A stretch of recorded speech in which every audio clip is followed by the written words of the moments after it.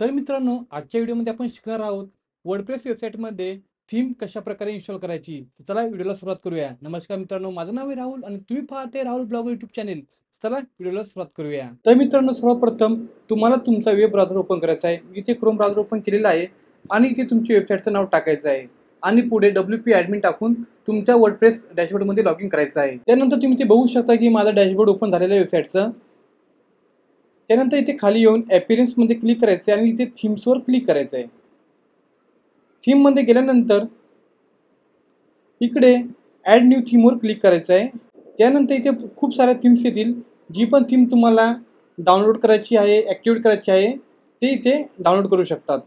तर मी तुम्हाला काही थीम सांगेल की खूप चांगल्या प्रकारे काम करतात। सगळ्यात पहिली जनरेट प्रेस थीम आहे। सेकंड नंबरवर एक्स्ट्रा थीम आहे। जनरेट प्रेस टाकतो।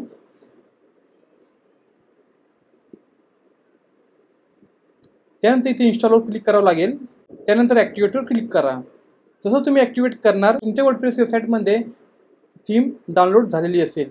त्यानंतर इकडे मी जातो माझ्या डोमेनमध्ये। तुम्ही इथे बघू शकता की थीम इथे डाउनलोड झालेली आहे। इथे बघा जनरेट प्रेस आहे।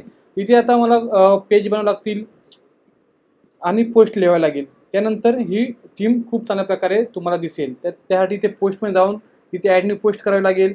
पेजेस मला बनवावे लागतील, contact page, disclaimer page, about us page, हे सगळे पेजेस बनावे लागतील आणि खूप साऱ्या पोस्ट 10-12 पोस्ट केल्यानंतर जनरेट प्रेस वेबसाईट जी आपण इन्स्टॉल केलेली आहे ती खूप चांगल्या प्रकारे इथे दिसेल। मित्रांनो, जर अशी तुम्हाला ब्लॉगिंगची माहिती पाहिजे असेल तर तुमच्या राहुल भाऊच्या मराठी चॅनलला सबस्क्राईब नक्की करा।